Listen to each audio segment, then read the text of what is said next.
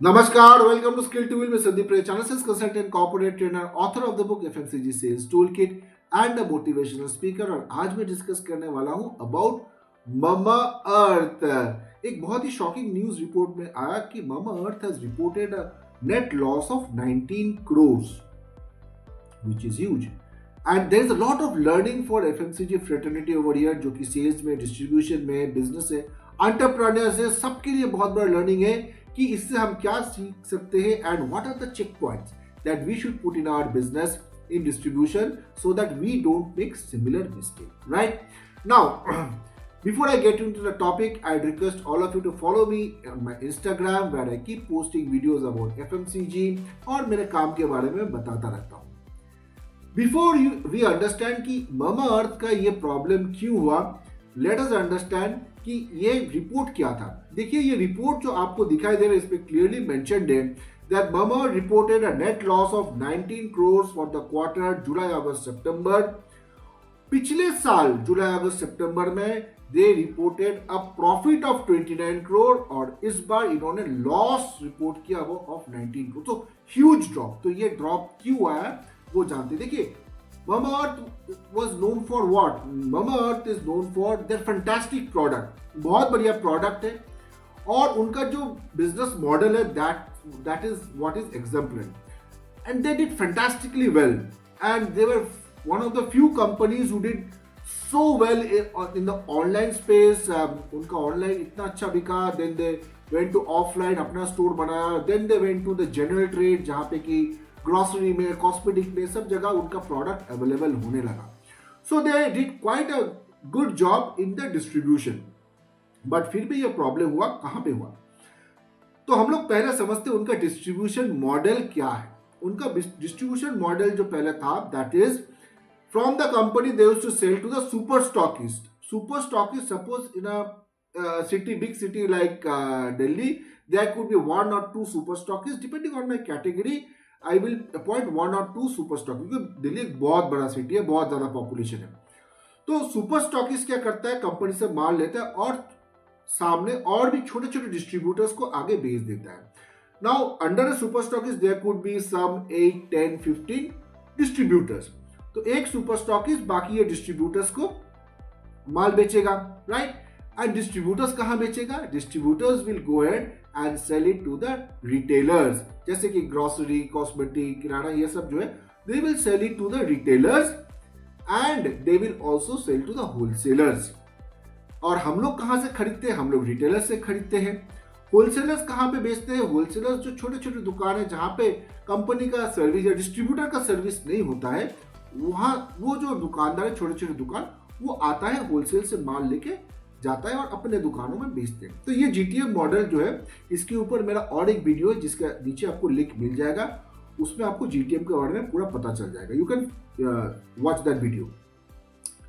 Now problem कहां हुआ? Problem ये हुआ कि ये जो जीटीएम मॉडल फॉलो कर रहे थे, जो डिस्ट्रीब्यूशन मॉडल ममा अर्थ फॉलो कर रहे थे, उसमें उनका सुपर स्टॉकिस्ट के आगे का कोई विजिबिलिटी नहीं था कि सुपर स्टॉकिस्ट कितने डिस्ट्रीब्यूटर को माल दे रहे हैं, कितने बार माल दे रहे हैं, कितना क्वांटिटी में माल दे रहे हैं, कब कब वो माल जा रहा है, और डिस्ट्रीब्यूटर पे जो माल है उसका इन्वेंटरी पोजीशन क्या है, सुपर स्टॉकिस्ट में क्या है, आगे रिटेलर में कितना माल जा रहा है, किस किस को जा रहा है, कितना माल जा रहा है, रिटेलर लेवल पे क्या स्टॉक पाइल अप, इसका कोई भी जानकारी ममा अर्थ ने उतना अच्छी तरीके से ट्रैक नहीं किया। एज ए रिजल्ट रिटेलर के पास माल ज्यादा हो गया तो माल लेना बंद कर दिया डिस्ट्रीब्यूटर से, डिस्ट्रीब्यूटर के पास माल ज्यादा हो गया तो सुपर स्टॉकिस्ट से माल लेना बंद कर दिया, और सुपर स्टॉकिस्ट के पास माल ज्यादा हो गया तो वो कंपनी को बोला कि भाई हमारे पास इतना ज्यादा स्टॉक पड़ा हुआ है, मैं तो और आपसे लूंगा नहीं। तो कंपनी का सेल जो है वो वहां पे हिट हो गया। अब कंपनी धीरे धीरे करके जितना भी डैमेज, एक्सपायरी है, सब मार्केट से उठा रहा है, which is in again a huge number that they are actually taking that. अब देखिए, कॉस्मेटिक प्रोडक्ट में यूजुअली शेल्फ लाइफ ज्यादा होता है, जितना मुझे पता है 1 साल से ऊपर ही होता है, 1.5 साल होता है, 2 साल होता है, इस तरीके का कॉस्मेटिक प्रोडक्ट में शेल्फ लाइफ ज्यादा होता है। उसके बावजूद भी अगर इतना डैमेज, एक्सपायरी उठाना पड़ रहा है कंपनी को, that means this is not a problem which has started today. It is a problem which started probably 1 year back or more, जबकि डंपिंग शुरू हुआ।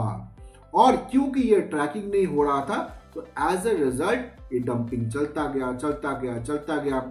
रिपोर्ट में आया है कि कोई कोई डिस्ट्रीब्यूटर बोल रहा है कि उनका जो स्टॉक है, उनका जो सेल है, मंथली सेल्स है, उसका करीब करीब 2 गुना 3 गुना, twice thrice amount of stock they are carrying, which is because of कहीं कोई ना कोई जाके वहां पे ज्यादा से ज्यादा डंपिंग किया है, राइट।